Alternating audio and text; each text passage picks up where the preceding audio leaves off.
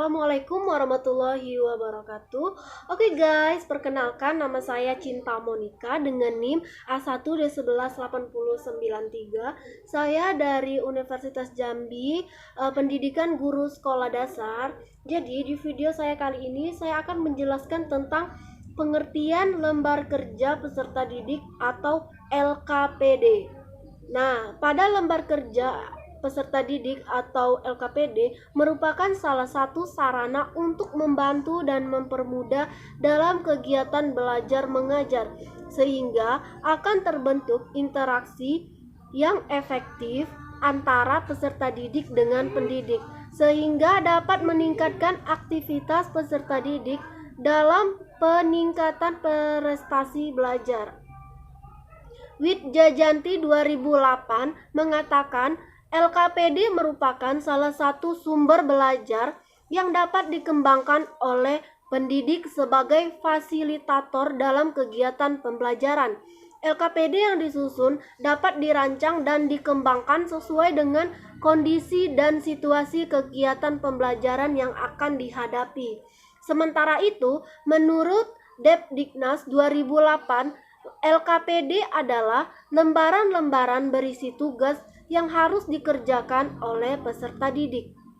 Lembar kegiatan biasanya berupa petunjuk, langkah-langkah untuk menyelesaikan suatu tugas. Jadi, keuntungan penggunaan LKPD adalah memudahkan pendidik dalam melaksanakan pembelajaran. Bagi peserta didik akan belajar mandiri dan belajar memahami serta menjalankan suatu tugas tertulis. Nah, kita memasuki macam-macam LKPD. Yang pertama, LKPD yang membantu peserta didik menemukan suatu konsep. Yang kedua, LKPD yang membantu peserta didik menerapkan dan mengintegrasikan berbagai konsep yang telah ditemukan. Yang ketiga, LKPD yang berfungsi sebagai penuntun belajar. Dan yang keempat, LKPD yang berfungsi sebagai penguatan. Dan yang terakhir, LKPD yang berfungsi sebagai petunjuk praktikum. Lalu kita memasuki manfaat LKPD. Yang pertama, dapat mengaktifkan peserta didik dalam proses pembelajaran. Yang kedua, membantu peserta didik dalam mengembangkan konsep. Yang ketiga, melatih peserta didik dalam menemukan dan mengembangkan keterampilan proses. Yang keempat, sebagai pedoman pendidik dan peserta didik dalam melaksanakan proses pembelajaran. Dan yang terakhir, membantu peserta didik memperoleh catatan tentang materi yang dipelajari melalui kegiatan belajar. Nah, sekarang kita memasuki tentang prosedur penyusunan lembar kerja peserta didik atau LKPD. Yang pertama yaitu syarat didaktif. Nah, dalam syarat didaktif, peserta didik atau lembar kerja peserta didik sebagai salah satu bentuk sarana berlangsungnya proses belajar mengajar haruslah memenuhi persyaratan didaktif. Artinya, suatu LKPD harus mengikuti asas belajar mengajar yang efektif, yaitu memperhatikan adanya perbedaan individual sehingga LKPD yang baik itu adalah yang dapat digunakan baik oleh peserta didik yang lamban, yang sedang, maupun yang pandai. Menekankan pada proses untuk menemukan konsep-konsep sehingga LKPD dapat berfungsi sebagai petunjuk jalan bagi peserta didik untuk mencari tahu, memiliki variasi stimulus melalui berbagai media dan kegiatan peserta didik, dapat mengembangkan kemampuan komunikasi sosial, emosional, moral, dan estetika pada diri peserta didik.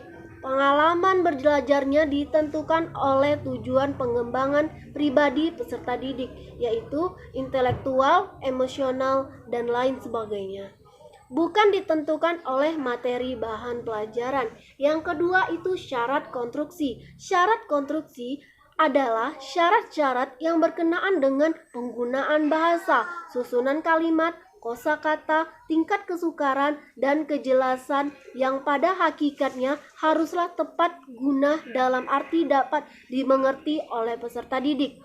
Menggunakan bahasa yang sesuai dengan tingkat kedewasaan peserta didik. Menggunakan struktur kalimat yang jelas, memiliki urutan pelajaran yang sesuai dengan tingkat kemampuan peserta didik, menghindari pertanyaan yang terlalu terbuka, tidak mengacu pada buku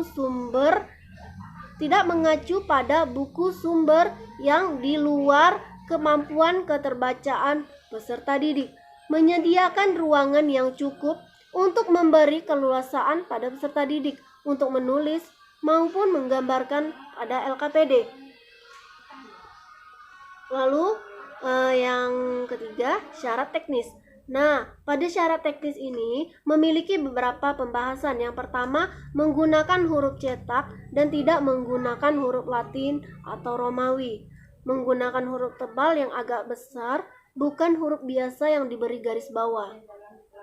Lalu selanjutnya, gambar yang baik untuk LKPD adalah yang dapat menyampaikan pesan atau isi dari gambar tersebut secara efektif kepada penggunaan lembar kerja peserta didik. Yang lebih penting adalah kejelasan isi atau pesan dari gambar ini secara keseluruhan.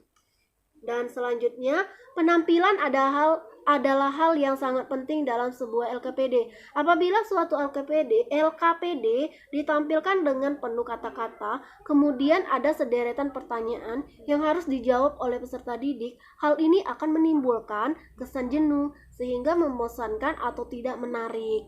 Apabila ditampilkan dengan gambarnya saja, itu tidak mungkin karena pesannya atau isinya tidak akan sampai. Jadi yang baik adalah LKPD yang memiliki kombinasi antara gambar dan tulisan.